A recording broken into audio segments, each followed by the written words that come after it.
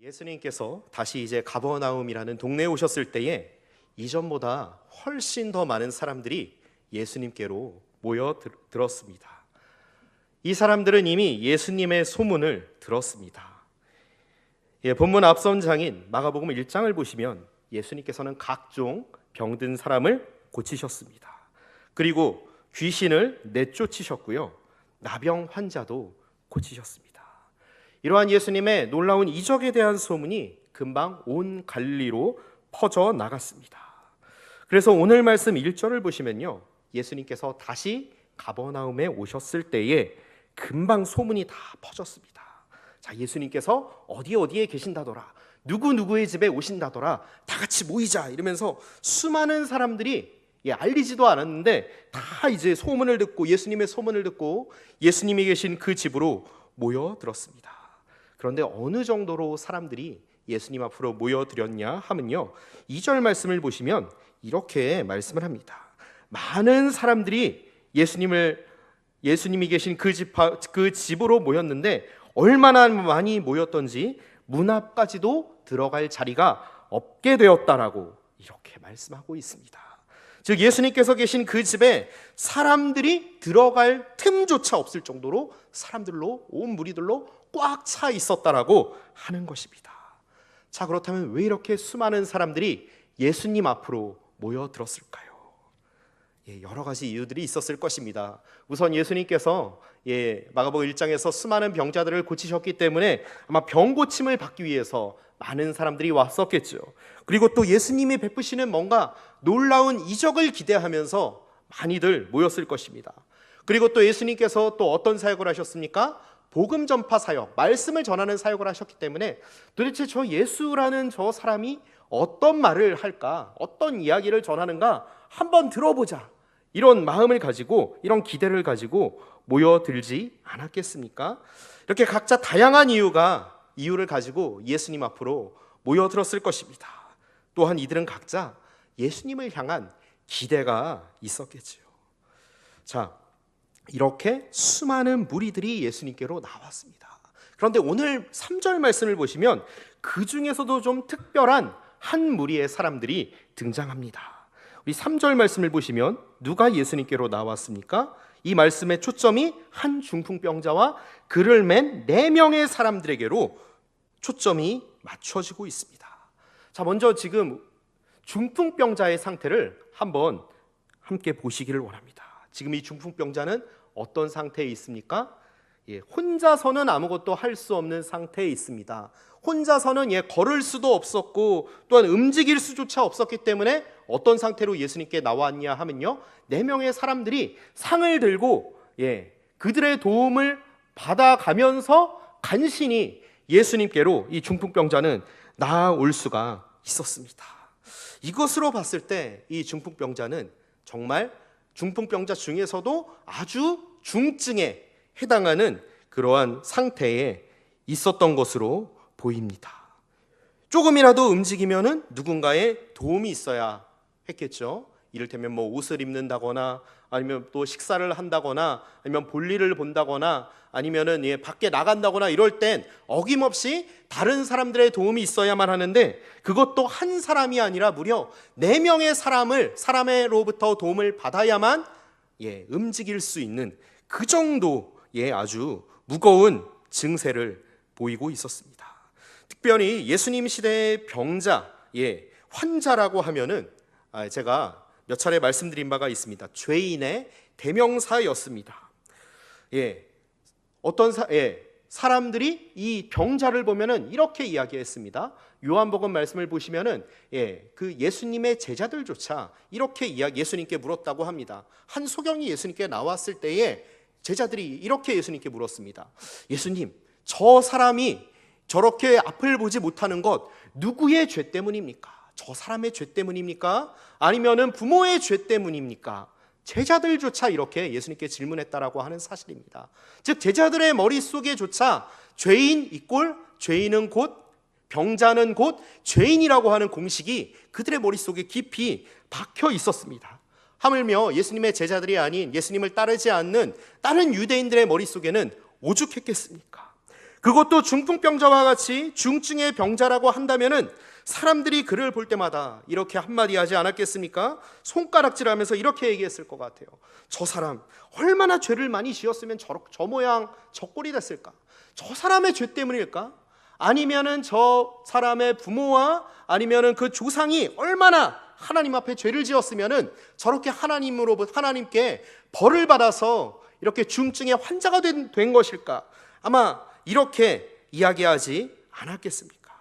그래도 다행인 것은 이런 불쌍한 중풍병자, 죄인 중에 죄인으로 여겼던 이 중풍병자를 도와줄 사람이 4명이나 있었다라고 하는 것, 얼마나 감사하고 그나마 큰 다행인지 모릅니다. 자, 지금 중풍병자와 4명의 친구들이 예수님께로 나오고 있습니다. 과연 이들은 어떤 기대를 가지고 예수님께 나왔을까요? 예수님께 나아가면은 분명히 예수님께서 나의 병을 고쳐주실 거야. 예수님께 나아가면은 저 사람이 우리 친구의 병을 고쳐주실 거야 라고 하는 이러한 병 고침의 기대가 있지 않았겠습니까? 저와 우리 성도님들께서도 지금 이 자리에 주님을 향한 기대를 가지고 나오신 줄 믿습니다. 주님을 향한 간절한 마음을 가지고 이 자리에 나오신 줄 믿습니다. 주님을 향한 여러 가지 기도 제목들을 가지고 이 자리에 나오신 줄로 믿습니다. 내 힘으로는 도저히 해결되지 않는 여러 가지 문제들, 가정의 문제들도 있고요, 또한 건강의 문제들도 있고요, 재물의 물질의 문제들도 있고요, 자녀들의 문제들도 있고요, 그리고 앞길에 대한 고민들과 또한 이사의 문제와 밖에 여러 가지 우리의 힘으로 해결할 수 없는 그 문제들을 가지고 이 자리에 나오신 성도님들 계신 줄 압니다.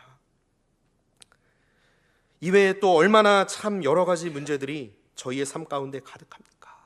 시간이 지나면 지날수록 우리가 나이를 한 해 두 해 들어갈수록 이러한 문제들이 줄어들기는커녕 이 세상 가운데서 살아가면서 얼마나 많은 근심과 걱정과 두려움 가운데서, 공포 가운데서 살아가고 계십니까? 저는 믿습니다. 이 모든 것들을 맡길 분이 오직 예수님 한 분뿐임을 믿으시기에 그 믿음을 가지고 우리 귀한 성도님들께서 이 자리에 나오신 줄로 믿습니다. 우리 믿음으로 주님 앞에 나아갈 때에 주님께서 우리의 간구를, 또한 우리의 기도를 외면치 않으시고 들으실 줄 믿습니다. 아멘이십니까? 그런데 우리 4절 말씀으로 한번 가보실까요? 4절 말씀 앞부분을 한번 보시겠습니다. 4절 말씀 앞부분에 보니까 이렇게 말씀합니다. 무리들 때문에 예수께 데려갈 수 없으므로. 지금 이 4사람은 중풍병자를 데리고 예수님께로 나아가기를 원했습니다. 그런데 현실은 어떻습니까? 큰 장애물이 이들 앞을 가로막고 있었습니다. 바로 모인 사람들이 너무나도 많아서 큰 무리를 이루고 있었기 때문에 예수님이 계신 그곳까지 도저히 나아갈 수가 없었던 것이죠. 모인 사람들이 너무나도 많았기 때문입니다. 한번 생각해 보시겠습니다. 자, 지금 예수님이 계신 이 자리까지 이 4명의 사람들이 중풍병자를 데리고 온 것, 얼마나 큰 수고와 희생을 감당했겠습니까? 어느 정도의 많은 시간과 비용이 들었을지도 모릅니다. 그리고 사람들의 비웃음과 조롱과 손가락질이 지금 여기까지 오는 과정 가운데서 있지 않았겠습니까? 너희들 더러운 죄인과 함께하다니 너희도 똑같은 사람이구나, 이런 사람들의 조롱과 그러한 따가운 시선들이 있지 않았을까요? 무엇보다 중풍병자 자신은 오랫동안 얼마나 이 병으로, 중증의 병으로 고통을 받았겠습니까?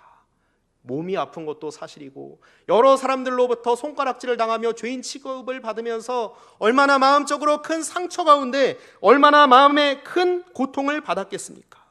그리고 그를 이끌고 이 자리를 예수님이 계신 그 집까지 나온 이 4사람 또한 많은 고생과 많은 사연들이 있지 않았겠습니까? 이 모든 것을 다 감당하고 이 모든 대가를 치르면서까지 예수님의 소문을 듣고 예수님께로 나왔습니다. 예수님께 나아가면은 예수님께서 우리 병을 고쳐주실 거야 라고 하는 그 믿음을 가지고 나왔습니다. 그런데 이게 웬일입니까? 예수님께 치료받기는커녕 예수님의 얼굴조차 보지 못한 채 집으로 돌아가게 생겼습니다. 너무나도 많은 사람들이 가로막고 있었기 때문이죠. 얼마나 허탈감과 실망이 가득하지 않았겠습니까? 저와 우리 성도님들께서도 살아가시면서 종종 이런 경우들 있지 않으십니까? 뭔가 큰 기대를 했습니다. 잘 될 거라 믿어 의심치 않았습니다. 그런데 막상 그 현실을 닥치고 보니까 나의 그러한 기대가 완전히 산산조각이 나버립니다. 도리어 기대와는 정반대의 결과뿐이요 절망이 일어납니다. 이럴 때 우리의 심정 가운데 얼마나 마음에 괴로움이 있습니까? 얼마나 마음에 허탈감이 있습니까? 얼마나 마음에 상함이 우리 가운데 있습니까? 하물며 지금 소중한 한 사람의 건강, 아니 생명과 직결되는 그 문제 앞에서 지금 중풍병자와 네 사람의 심정은 더 허탈하고 맥이 풀리지 않았겠습니까? 이대로는 그냥 빈손으로 돌아갈 수는 없는데 말이죠. 예수님 앞으로 예수님이 가까이 계신 그곳까지 나왔는데 이대로는 도저히 돌아갈 수가 없는데 도저히 예수님 앞으로 나아갈 수 없는 그런 절망 가운데 놓여 있습니다. 자, 그런데 과연 이들이 포기했을까요? 그냥 집으로 돌아갔습니까? 우리 함께 4절 말씀을 읽으시겠습니다. 마가복음 2장 4절 말씀입니다. 무리들 때문에 예수께 데려갈 수 없으므로 그 계신 곳에 지붕을 뜯어 구멍을 내고 중풍병자가 누운 상을 달아내리니. 자, 이들은 결코 집으로 돌아가지 않습니다. 오히려 다른 사람들이 전혀 상상하지도 못하고 생각지도 못한 그러한 방법으로 예수님께 나아가고 있습니다. 자, 어떤 방법으로 나아가고 있습니까? 예수님이 계신 그 집에 지붕으로 올라갔습니다. 지붕으로 올라가서 그 지붕을 뜯기 시작했습니다. 그 지붕을 뜯어서 구멍을 내서 그 구멍을 통해 아마도 큰 구멍이었을 것입니다. 큰 구멍을 통해 중풍병자가 누인 그 상을 예수님이 계신 바로 그 앞으로 줄에 매달아서 내려 보냈던 것이죠. 자, 얼마나 아주 적극적이면서 당돌한 행동입니까? 아니, 어떻게 보면은 정말 어리석은 그런 행동이 아닐까요? 왜냐하면은 이 사람들이 사는 집도 아닌데 전혀 다른 사람이 남이 사는 그 집인데 남이 사는 그 집에 지붕으로 올라가서 구멍을 뚫어버리는 것, 얼마나 그 집주인에게 큰 경제적인 손실을 끼치는 행위입니까? 그리고 지금 예수님께서 수많은 사람들에게 말씀을 전하고 계신데 그 분위기를 갑자기 완전히 다 깨트려버리는 그러한 아주 방해가 되는 행동이 아니었겠습니까? 그런데 이 네 사람은 전혀 자신들의 행동에 주저함이 없습니다. 오히려 담대하게 이 행동을 하고 있습니다. 그러자 이들의 행동을 보신 예수님께서는 뭐라고 말씀하셨을까요? 우리 함께 5절 말씀을 읽으시겠습니다. 예수께서 그들의 믿음을 보시고 중풍병자에게 이르시되 작은 자야 내 죄 사함을 받았느니라 하시니. 자, 예수님께서는 지금 병든 친구를 향한 이 네 사람의 과격한 행동을 무엇으로 인정하고 계십니까? 믿음으로 인정하고 계신다는 사실입니다. 사람들의 눈으로 봤을 때는 이들의 행동이 다른 사람들에게 큰 손해를 끼치는 행동이고 방해를 끼치는 행동이고 오히려 예수님의 사역까지도 어떠한 끊어버리는 그러한 나쁜 행동이었는데요, 오히려 정작 예수님께서는 이들의 행위를 오히려 믿음이라고, 그들의 믿음을 보시고 믿음으로 인정하셨다라고 하는 사실입니다. 그러면서 그들의 믿음을 보시고 상에 누워있는 중풍병자를 향해 이렇게 선포하시죠. 작은 자야 내 죄 사함을 받았느니라. 자, 무엇이 지금 이 중풍병자와 네 사람을 움직이고 있습니까? 바로 예수님을 향한 믿음입니다. 나사렛 예수, 이분이 우리 친구의 병을 고쳐주실 거야. 우리 예수님께 나아가기만 한다면은 예수님께서 우리를 그냥 돌려보내지 않으실 거야 라고 하는 이 믿음이 있었기 때문에 이들은 사람들의 시선도 또한 자신들을 맡고 있는 수많은 무리도 두려워하지 않았습니다. 왜입니까? 이들은 오직 예수님 한 분만 바라보고 있기 때문입니다. 진정한 믿음이라고 하는 것은 우리 앞에 현실을 탓하지 않습니다. 우리 앞에 닥친 우리를 가로막고 있는 환경을 탓하지 않는다라고 하는 사실입니다. 그런 가운데서도 예수님만 바라보도록 하기 때문입니다.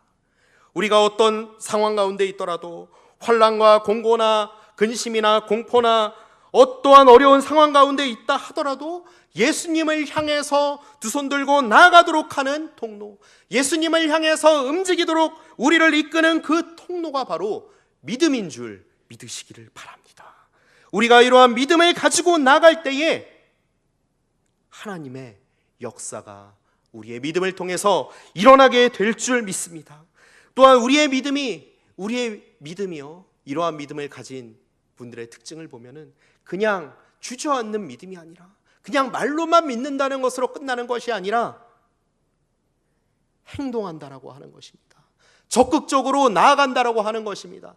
적극적인 움직임이 있다라고 하는 사실입니다. 그런데 이 움직임이 누구의 인도하심을 따른 움직임입니까? 성령님의 인도하심을 따라서 움직이는 움직임이요 행동인 줄 믿으시기를 바랍니다. 이러한 우리의 믿음을 통해 하나님의 하나님 되심이, 예수님의 예수님 되심이, 예수님의 구원자 되심이 우리 삶 가운데 드러나게 될 줄 믿습니다. 우리 예수님께서는 중풍병자와 네 사람의 믿음을 보시고 그들과 온 사람들 앞에서 선포하십니다.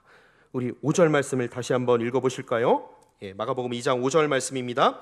예수께서 그들의 믿음을 보시고 중풍병자에게 이르시되 작은 자야 내 죄 사함을 받았느니라 하시니. 자, 예수님께서 맨 마지막 부분에서 뭐라고 하십니까? 내 죄 사함을 받았다. 이것은 무슨 말이냐 하면요, 내가 바로 진정한 메시아다라고 하는 것이죠. 내가 진정한 구원자다라고 하는 것이죠. 내가 바로 너희가 기다리던 메시아요. 나에게 진정한 죄 사함의 권세가 있다라고 하는 예수님의 선포입니다. 예수님께서 이 땅에 왜 오셨습니까? 우리의 죄를 용서해 주시기 위해서, 그리고 또 우리를 하나님의 백성 삼아 주시기 위해서 이 땅에 오시지 않았습니까? 이 죄라고 하는 것은 하나님과 우리 사이를 갈라놓았습니다. 창세기 3장에 첫 인류의 타락을 통해서 죄가 우리 이 땅 가운데, 우리 인류 가운데 들어오게 됐죠. 이 죄가 들어옴으로 말미암아 어떤 일들이 벌어졌습니까? 여러 가지 불행한 일들이 벌어졌습니다. 때로는 가난도 들어왔습니다. 육체적인 질병이 들어왔습니다. 마음의 질병이 우리 가운데 들어왔습니다. 여러 가지 고통들이 우리 가운데 들어오게 됐습니다. 귀신 들림이 또한 들어오게 됐습니다. 밖에 여러 가지 많은 우리가 매일 이 세상을 살아면서 겪게 되는 여러 가지 고통과 아픔들과 또 여러 가지 안 좋은 현상들, 이 모든 것들이 바로 죄의 열매라고 하는 사실입니다. 우리가 하나님으로부터 떠났을 때에 죄가 우리 가운데 왔고, 그 죄의 열매들로 여러 가지 현상들이 이 세상 가운데 나타나고 있습니다. 지진도 나고요, 자연재해도 나고요, 폭풍도 나고요. 이 모든 것들이 다 하나님을 떠난 그 죄의 결과라고 하는 것입니다. 그런데 우리 예수님께서는 이런 죄 가운데 빠진, 죄의 노예 가운데서 살아가는 우리를 구원하시기 위해 이 땅에 오셨습니다. 이 예수님을 믿는 자들 가운데 어떠한 역사가 일어납니까? 예수님께서 복음서에서 여러 가지 이적들을 행하지 않으셨습니까? 우리가 매 주일 말씀을 통해서 듣고 있는 오병이어의 기적, 배고픔의 문제, 예수님께서 단번에 해결하셨습니다. 또한 풍랑이는 바다 가운데서 제자들이 두려워 떨고 있을 때에 이러한 자연재해를 누가 말씀 한마디로 잠잠케 하셨습니까? 예수님께서 잠잠케 하지 않으셨습니까? 그리고 오늘 말씀에도 나와 있고 여러 말씀에도 나와 있는 것처럼 여러 가지 각종 질병에 걸린 사람들, 누가 말씀하셨을 때에 모든 질병이 깨끗게 되었습니까? 예수님께서 말씀하셨을 때에 깨끗이 치유되지 않았습니까? 그리고 요한복음 6장에서 죽은 나사로, 죽은 상태, 아무런 소망이 없었던 그 상태에서 누가 죽은 나사로를 살리셨습니까? 예수님께서 살리지 않으셨습니까? 이러한 예수님의 이적들 하나하나가 동일하게 증언하고 있는 것이 있습니다. 그리고 예수님이 전하신 그 복음, 그 메시지들 하나하나가 증언하고 있는 사실, 그 증언하고 있는 핵심 하나가 있습니다. 그것은 바로 예수님께서 구원자로, 메시아로 우리의 죄 문제를 해결하시기 위해 이 땅에 오셨다라고 하는 사실입니다. 이 사실을 믿으십니까? 그렇기 때문에 우리 가운데 여러 가지 문제들, 여러 가지 아픔들, 도저히 나의 힘으로는 변화시킬 수 없는 그러한 상황들까지도 누구께 나아갈 수 있습니까? 예수님께 이 모든 것들을 가지고 나아갈 수 있다라고 하는 사실입니다. 왜냐하면 예수님께 나아갈 때에 예수님께서는 이 모든 것들을 해결하시고, 이 모든 것들을 치유하시고, 이 모든 것들을 잠잠케 하시고도 남음이 있는 권세자이시기 때문입니다. 구원자이시기 때문입니다. 그렇기 때문에 우리는 모든 문제들이 있을 때에, 아니 어떤 상황 가운데 있던지 간에 구원자 대신 예수님께로 나아가셔야 할 줄 믿습니다. 그럴 때 우리 가운데 진정한 해결이 있습니다. 진정한 평안이 있습니다. 진정한 기쁨이 있습니다. 바로 예수님께서는 이 사실을 지금 사람들 앞에서 선포하고 계신 것이죠. 중풍병자와 네 사람의 믿음을 보시고 선포하시는 겁니다. 내가 바로 너희가 기다리던 진정한 구원자다라고 하는 것입니다. 자, 그런데 6절과 7절 말씀을 보시면요, 이러한 예수님의 이러한 선포를 받아들이지 않는 자들도 있었습니다. 바로 그들이 서기관들입니다. 자신의 메시아됨을 증거하시는 예수님을 향해 이 서기관들은 이렇게 반응합니다. 자기가 죄를 용서한다고? 저 사람 좀 미친 거 아니야? 이상한 거 아니야? 자기 스스로를 하나님이라고 여기는 예수 저 사람은 신성모독자다, 이렇게 비웃지 않습니까? 이렇게 예수님을 책망하지 않습니까? 그런데 이 서기관들은 어떤 사람들이냐 하면요, 누구보다도 하나님을 향한 열심이 특심이었던 사람들입니다. 특별히 하나님의 말씀인 율법을 누구보다도 가까이 했던 그러한 사람들이 바로 서기관들이었습니다. 그런데 정작 이들은 모르고 있었습니다. 자신들 앞에 진정한 구원자이신, 자신들이 그토록 기다리고 자신들뿐 아니라 모든 유대인들이 기다리던 그 메시아가 서 계심에도 불구하고 전혀 예수님을 모르고 있습니다.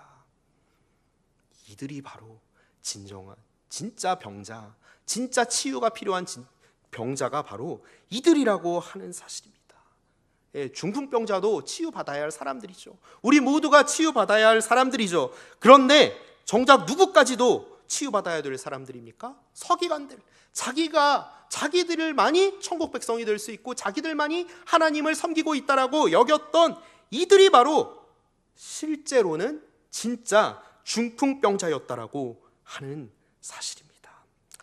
이들은 예수님을 구원자로 받아들이지 않은 채 어떻게 해서든지 예수님을 함정에 빠뜨리고 뒤집잡을 궁리만 하고 있었습니다. 그러다가 결국 이들이 중심이 돼서 예수님을 십자가에 못 박지 않았습니까? 자, 그러자 예수님께서는 이들을 향해서 10절에서 다시 한번 선포하십니다. 10절 말씀입니다. 그러나 인자가 땅에서 죄를 사하는 권세가 있는 줄을 너희로 알게 하려 하노라. 다시 한번 예수님께서는 말씀하십니다. 내가 바로 너희의 모든 죄를 사할 권세가 있는 진정한 구원자라고 하는 것이죠. 그리고 이어서 중풍병자를 향해 이렇게 선언하십니다. 우리 2장 11절 말씀을 함께 읽으시겠습니다. 내가 내게 이르노니 일어나 내 상을 가지고 집으로 가라. 아멘. 자, 예수님께서 중풍병자에게 처음에는 내 죄사함을 받았다라고 말씀하셨습니다. 그리고 10절에서 지금 뭐라고 말씀하십니까? 그의 실질적인 필요, 내가 내 병이 나았다라고 하는 선언, 내 상을 들고 일어나 집으로 가라라고 예수님께서는 선언하고 계십니다. 그랬을 때 어떤 일이 벌어졌습니까? 우리 12절 말씀도 함께 읽으시겠습니다. 그가 일어나 곧 상을 가지고 모든 사람 앞에서 나가거늘 그들이 다 놀라 하나님께 영광을 돌리며 이르되 우리가 이런 일을 도무지 보지 못하였다 하더라. 아멘.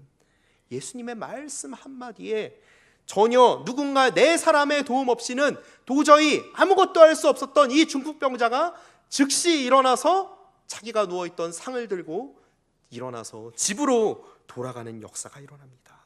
그러자 그곳에 있던 사람들이 놀라서 하나님을 찬양합니다. 우리가 이런 일은 도무지 보지 못하였다. 예수 저분은 정말 보통 분이 아니시다. 하나님이 보내신 분이다.